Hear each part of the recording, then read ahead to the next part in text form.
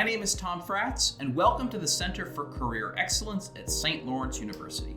Today, we're going to be talking about networking. You'll learn why to network, how to network, and where to network. Let's talk about why you network. Networking is mutually beneficial. There's something in it for you, and there's something in it for them.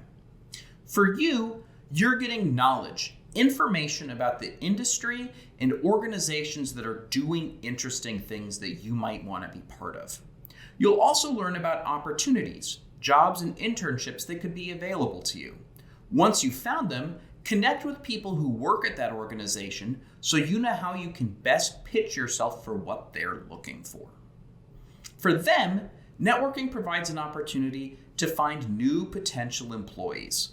Organizations are only as strong as the people who work for them, so having strong qualified candidates like you will make them better. People might also network because they're trying to pay it forward. They know that somebody helped them out when they were just out of college, and so they're willing to help you.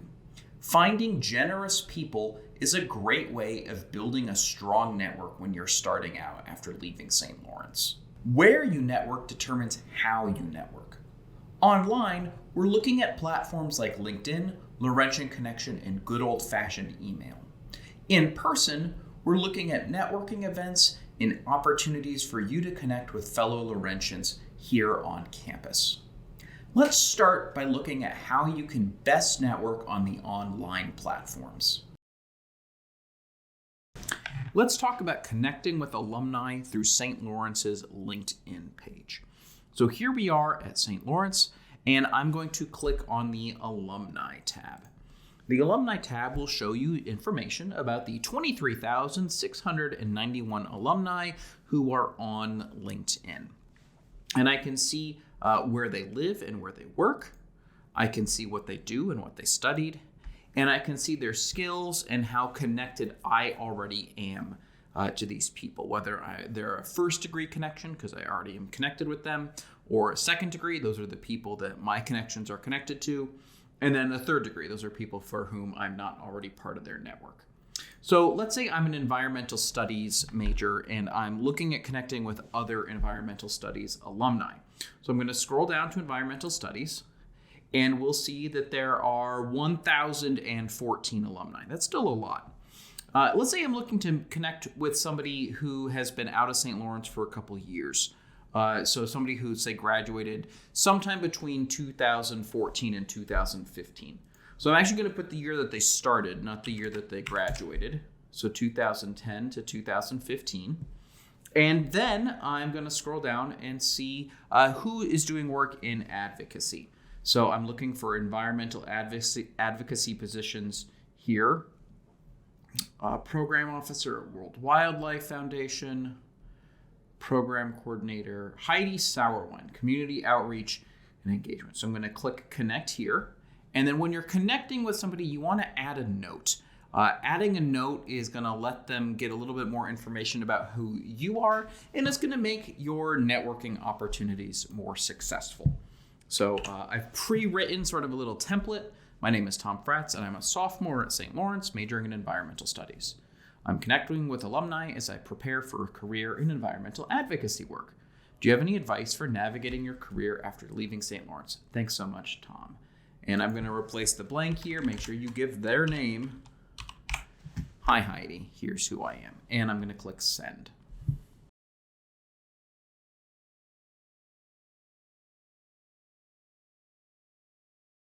Okay, let's say I'm trying to connect with alumni as I'm preparing job application materials. There's an internship open at the Environmental Protection Agency, and I want to connect with St. Lawrence alumni who are working there. So I'm going to go to the alumni page, and I'm going to search for the EPA.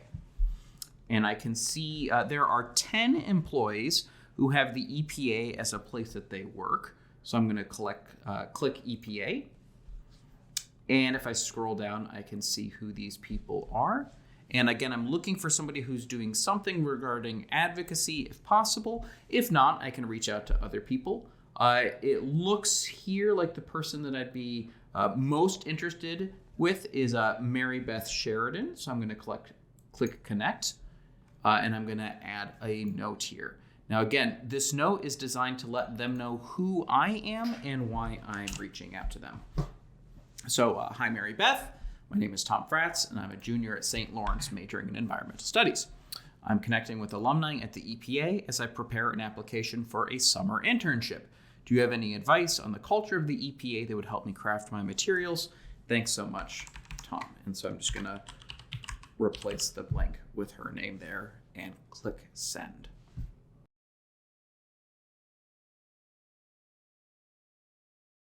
Let's take a look at using LinkedIn to connect with somebody outside the St. Lawrence network.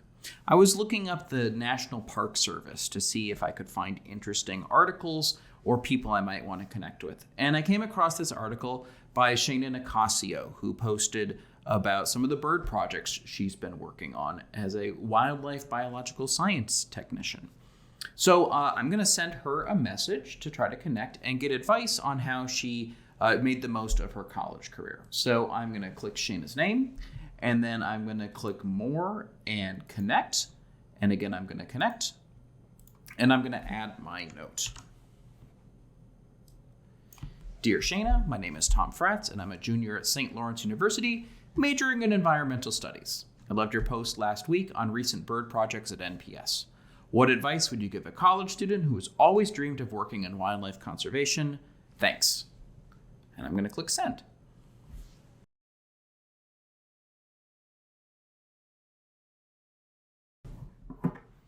Let's take a look at another opportunity on LinkedIn.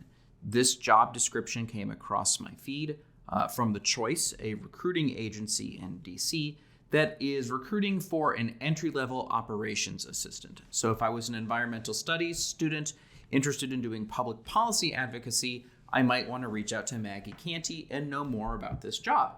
So I'm going to click her name, and then I'm going to connect with her. And again, I'm going to add that note. And the note is asking to connect with her and learn more about the position. Dear Maggie, my name is Tom Fratz, and I'm a senior at St. Lawrence University interested in public policy reform. I saw your post recruiting policy advocates. I worked last year for Senator Gillibrand's regional office. I'd love to connect more and learn more about this opportunity. Thanks, Tom.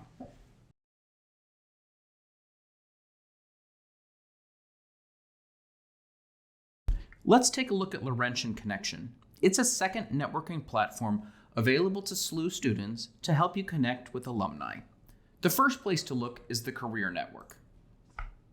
Here, I can search through alumni based on their location and industry. For example, if I'm interested in Boston and the marketing world, I can search for Boston, and I can search for marketing.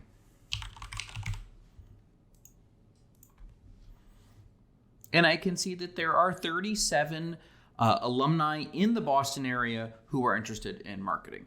If I wanted to reach out to one of them, I can hit Let's Connect. The messaging platform on Laurentian Connection is a little bit more robust than that of LinkedIn. There's also templates already for career exploration and expand my network, as well as reconnecting with fellow alumni down the line. If I wanted to connect with Abby, I might try to expand my network and try to get more information from her about what it's like working in Boston in the marketing world. I'm also not constrained by using their template. In fact, you probably want to tailor what you're asking so that you can make the most out of your communication.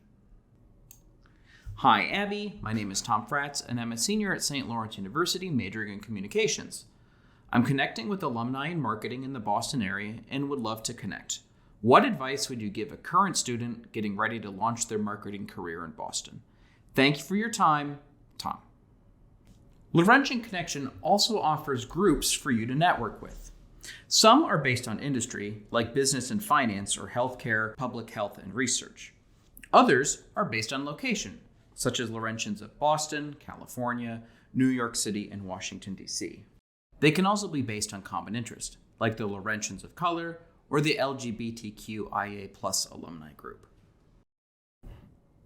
Now that we've looked at the messaging platforms, let's look at how you can use email to network. The guidelines for writing emails are similar to those for the messaging apps, but there's a little bit more etiquette you need to follow. You also have a little bit more space as you're writing, so don't feel like you have to cram everything into 300 words. You should still be friendly, still be brief, and still be engaging, but you have a little bit more flexibility when it comes to writing emails. Of course, if we're going to send someone an email, we need to know how to find them. Let's take a look at CareerShift, a third networking platform available to St. Lawrence students. You can go to the Contacts tab and search for people. Now, when you're searching, you can search by industry. So let's say I was a student who was interested in working in healthcare. So I'm going to search for healthcare, and I'm going to search in New York City. And then I'm looking for SLU alumni. So under school attended, I'm going to select St. Lawrence. And when I search, I can see the 50 contacts on CareerShift who are St. Lawrence alumni, work in New York City, and are in the healthcare industry. Let's say, for example, I was trying to connect with somebody about what it's like to work in one of New York City's hospitals. I can scroll down until I see somebody who works in a hospital. So here we have Sophia Kadri, who works at Memorial Sloan Kettering Cancer Center in New York, and I have her actual email address. So I can click here, and it's going to open up my Outlook account with her email already populated, and I can send her an email. Of course, getting her email address is just the first step. We need to figure out how to email somebody effectively. The guidelines for writing emails are similar to those we saw for writing messages, but you have more space to play with. Email also tends to be a little bit more professional and formal than messaging. My greeting, Dear Sophia Kadri, is both professional and gender neutral. In the introductory paragraph, you want to say who you are and preview the body of your email. You don't need to belabor it, just let them know what's coming up. As for the body, the content should be clear and concise. Here, I'm looking for advice on how to navigate my career or the healthcare industry in New York City, and I'd like to connect with her via phone or video. The conclusion for your email should include your signature and, most importantly, the contact information. If you don't include your contact information, she might not get back to you. She may prefer phone or video chat to email. Unfortunately, sometimes it seems the easiest way to find mistakes in your email is to click send. Let's edit it to make sure that we're not making any mistakes. First, the subject needs to be clear and brief. St. Lawrence Senior seeking advice on healthcare industry in New York City. Let Sophia know what this email is going to be about. If you're going to include an attachment, make sure you include the attachment. Also, give it a unique name. Frat's resume will be much easier for her to find down the line than just resume. You need to edit your email for grammar, and really the best way to do this is to read it aloud. I found several mistakes where I simply didn't include words or things along that nature that you can miss if you're simply reading it silently. You can also edit it for professionalism. SLU EMS technician is more professional than SLU EMS tech. Finally, make sure you're editing the email properly for the content, including the name and organization spelled appropriately. Sophia Kadri may or may not have people who misspell her name. You don't want to be one of them. Because CareerShift has a job board built into their networking platform, you can see if the organizations alumni work at are currently hiring. If I hit company details and company jobs, I can see the 145 positions currently available at Memorial Sloan Kettering. If I find one I'm interested in, I can click on it and it'll open it up in the employer's job page. Having the job description will make it easier to network with Sophia and hopefully open up lines of communication. Let's take a look at how I might use email to network with Sophia before I applied for this job. I've included some of the information that might otherwise appear in a cover letter, such as why I'm interested in patient care and that I'm excited by this opportunity. You want to make sure that if Sophia reaches out to the hiring director, she'll speak positively of your experiences. In the meantime, however, I'm trying to get more advice on what she has found working at Memorial Sloan Kettering like, as well as the broader questions about the healthcare industry in New York. This is a good time to remind yourself that you're going to want to update your resume for each specific position that you're applying for. This is in fact the advantage of networking with alumni already at that organization. You'll know how to tailor your application so that you'll be the best candidate for the job. Let's talk about in-person networking, connecting with people face-to-face. Structured networking events give you the opportunity to connect with other people who are looking to form tighter bonds in their area or industry. Your primary goal is to form connections with the other attendees. You should be outgoing and be yourself. It's not a bad idea to take notes when you can, however, so that you can follow up with people down the line. This doesn't mean bring a notepad with you, but take a couple minutes after the event so that you can write things down. If you have them, bring business cards to distribute. They should include your contact information and LinkedIn profile.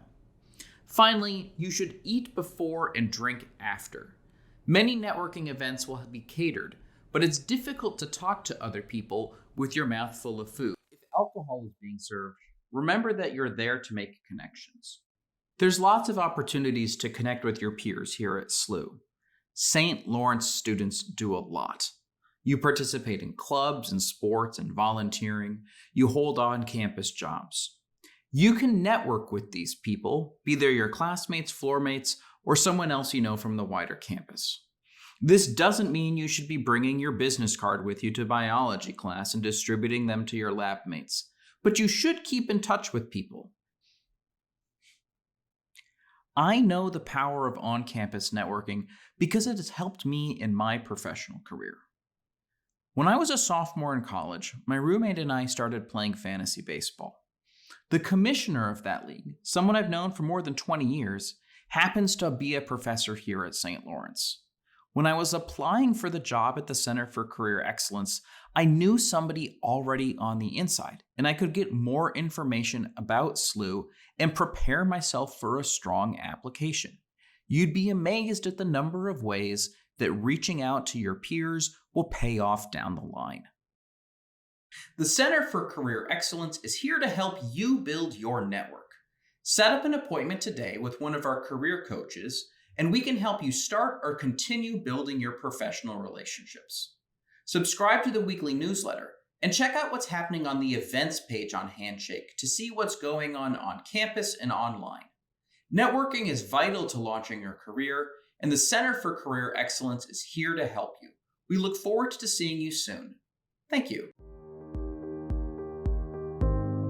Thanks for watching. Please like and subscribe for more videos from the Center for Career Excellence. You can also find us on Instagram at SLU Careers.